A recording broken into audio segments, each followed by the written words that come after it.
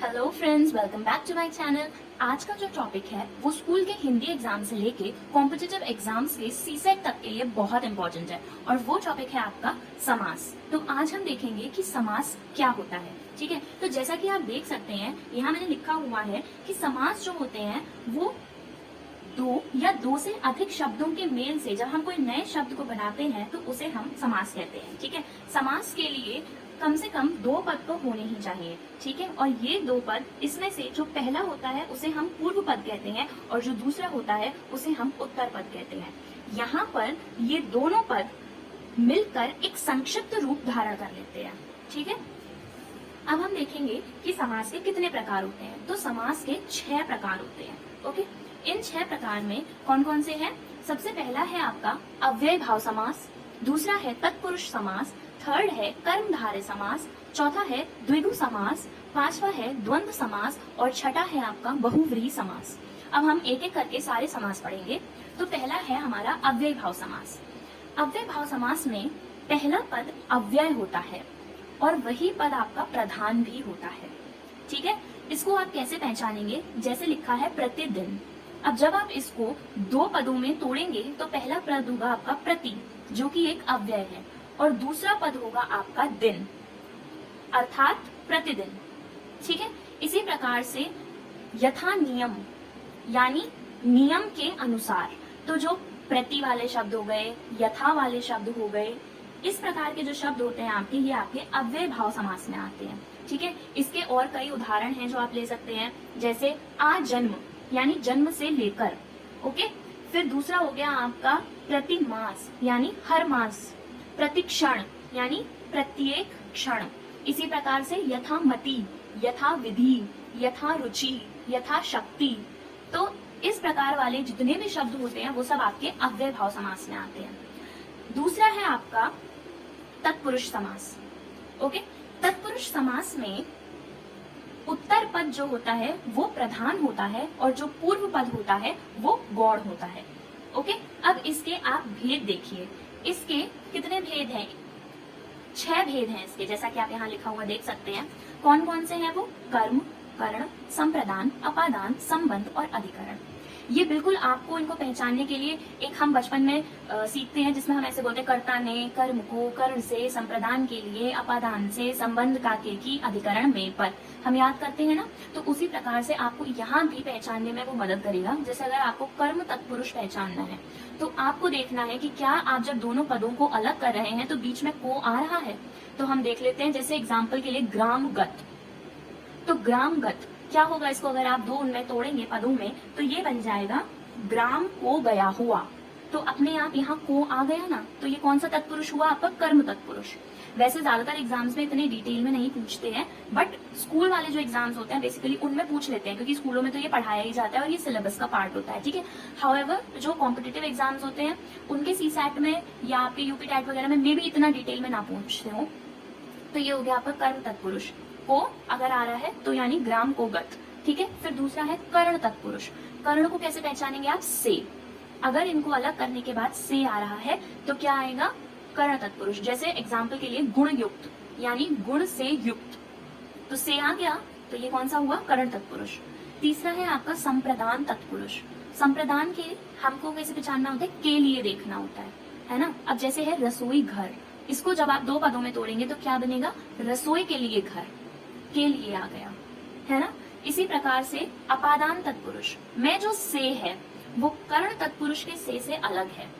ठीक है, यहाँ पर से जो है वो अलग करने के लिए है, यानी विलग के लिए। अलग हो गए हो आप पहला पद दूसरे पद से, ये दर्शाता है यहाँ पर। जैसे धनहीन, यानी ये एक नकारात्मक तरीके से हो गया, धन से हीन, यहाँ से नकारात्मक उसमें चला गया कि जो जिस भी मनुष्य की यहाँ बात हो रही है वो कैसा हो गया? धन से हीन, तो वो क्या बन गया? धनहीन।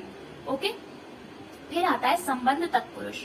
संबंध तत्पुरुष के लिए हमें देखना होता है का, के और की। ये 3 आ रहे हैं यदि अलग करने के बाद, तो वो कैसा हो गया? संबंध तत्पुरुष।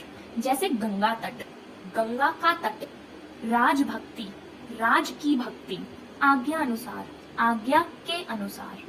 ठीक है, इसके बाद आखिरी है अधिकरण तत्पुरुष। अधिकरण तत्पुरुष होता है आपका में और पर। ये दो अगर आ रहे हैं तो यानी वो अधिकरण तत्पुरुष है। जैसे आत्मविश्वास, आत्म पर विश्वास, कला निपुण, कला में निपुण। तो अब हम बात करेंगे कर्मधारय समास की। कर्मधारय समास में जो पहला पद होता है वो विशेषण होता है और दूसरा पद जो होता है वो विशेष्य होता है, अर्थात कि इसमें हम दूसरे पद की विशेषताएं बताते हैं। उदाहरण के लिए आप देखिए, जैसे यहाँ लिखा है नील कमल, तो इसको अगर हम दो अक्षरों में या दो पदों में तोड़े तो हमारा क्या आएगा, नील और कमल, यानी नीला है जो कमल। तो यहाँ हमने कमल की विशेषता बताई है कि वो कैसा है, नीला है ना। इसी प्रकार से नील गगन, यानी गगन कैसा है, नीला है। दुष्चरित्र, चरित्र कैसा है, बुरा है।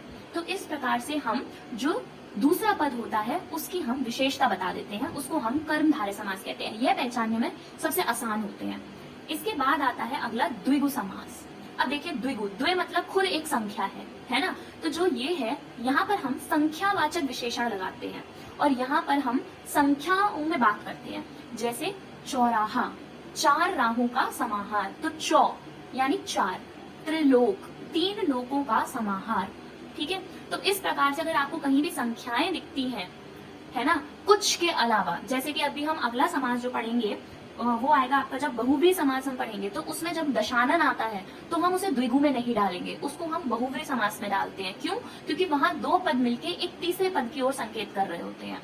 तो जो यहाँ दशानन है वो यहाँ द्विगु में नहीं आएंगे, तो वो कुछ एक्सेप्शंस होते हैं, ठीक है। अब यहाँ पर बात हो गई, जैसे चौराहा हो गया, त्रिलोक हो गई, चारपाई हो गई, ये सारी चीजें किसमें आएंगी, आपके द्विगु समास में आएंगी।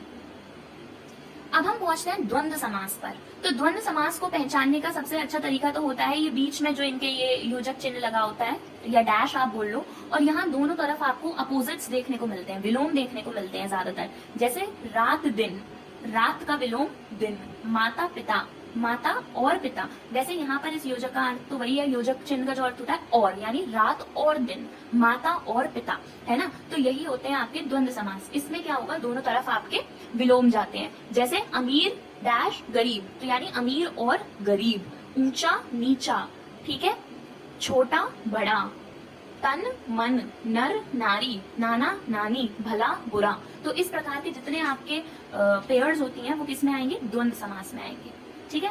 अब हम पहुंचते हैं लास्ट पे, जो है आपका बहुव्रीहि समास।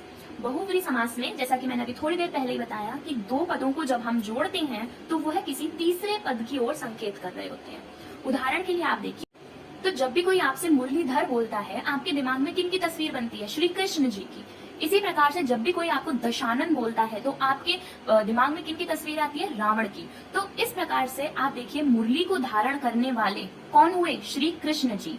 दशानन, दश है आनंद जिनके, यानी 10 शीशों वाला कौन है, रावण। तो इस प्रकार से अगर आप देखेंगे तो बहुव्रीहि समास में यही होता है कि दो पदों को जब हम जोड़ते हैं तो वो किसी तीसरे पद की ओर संकेत कर रहे होते हैं। तो इसी प्रकार से इन्हें पहचानना भी बहुत ही आसान होता है।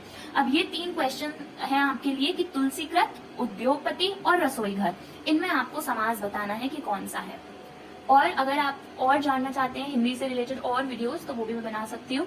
इसी में अगर आप और ज्यादा क्लैरिफिकेशन चाहते हैं तो आप वो भी बोल सकते हैं। मैं हर समास के लिए एक अलग से वीडियो भी बना सकती हूँ, डिटेल वाले। So that's all for today. Thanks for watching. Do subscribe my channel.